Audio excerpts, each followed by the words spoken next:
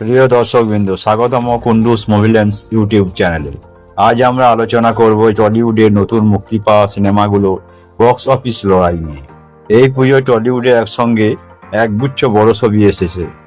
দেবের রঘু ডাকাত, উইন্ডোজ প্রোডাকশনের রক্তবীজ 2, যেখানে অভিনয় করেছেন আবির, মিমি আর অঙ্কুশ, প্রসেনজিৎ শ্রাবন্তীর দেবী চৌধুরানী আর অনিক দত্তের যত কাণ্ড কলকাতাতেই।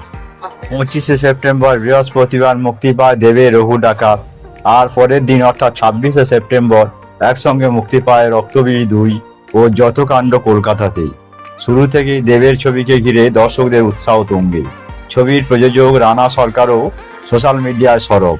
সোমবার তিনি একটি পোস্টে জানান, প্রথম 5 দিনে রঘু ডাকাত আয় করেছে 5 কোটিরও বেশি।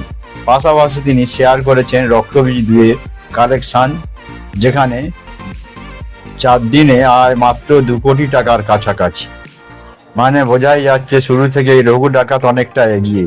তবে এখানে থেমে নেই বিতর্ক। রাজনীতির মঞ্চ থেকে ও ছবির প্রচারে সরাসরি নামেন তৃণমূল মুখপাত্র কুণাল ঘোষ। তিনি খোলাখুলি সমর্থন করেছেন রক্তবীজ 2কে।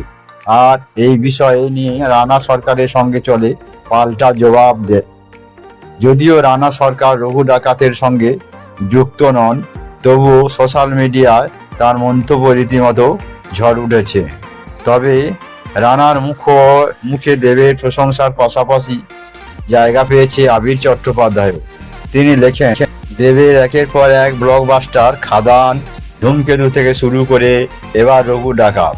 আবিরেরও টানা সাফল্য রক্তবীজ, বহুরূপী আর রক্তবীজ 2। এর সঙ্গে ভুলে গেলে চলবে না প্রজাপতি আর কর্ণসুবর্ণের গুপ্তধনের সাফল্য। সুতরাং রানার কথায় দেব যেমন মেগাস্টার, আবিরও কম কিছু নন, তিনি নিঃসন্দেহে সুপারস্টার। তবে এক জিনিস স্পষ্ট, এই মুহূর্তে রঘু ডাকাত দর্শক টানতে পেরেছে বেশি, আর বক্স অফিসে এগিয়ে রয়েছে রক্তবীজ 2 এর চেয়ে অনেকখানি। শেষে রানার আহ্বান, অভ্যন্তরীণ সংঘাতে না জড়িয়ে বাংলা ছবির পাশে সবাইকে দাঁড়াতে হবে। কারণ 2রা অক্টোবর মুক্তি পাচ্ছে সাউথের বড় বাজেটের ছবি কান্তারা চ্যাপ্টার 1। আর আগেও দেখা গিয়েছে বলিউড বা দক্ষিণী সিনেমা এলে বাংলা ছবিগুলো হল হারায়। তাই তিনি সবাইকে একসঙ্গে বাংলা ছবির জন্য লড়াই করার বার্তাই দিয়েছেন।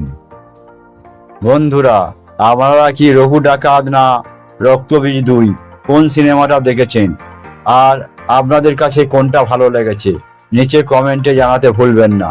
ভিডিওটি যদি ভালো লাগে থাকে তবে লাইক, শেয়ার আর সাবস্ক্রাইব করে পাশে থাকুন কুন্ডুস মুভি লেন্সে। ধন্যবাদ।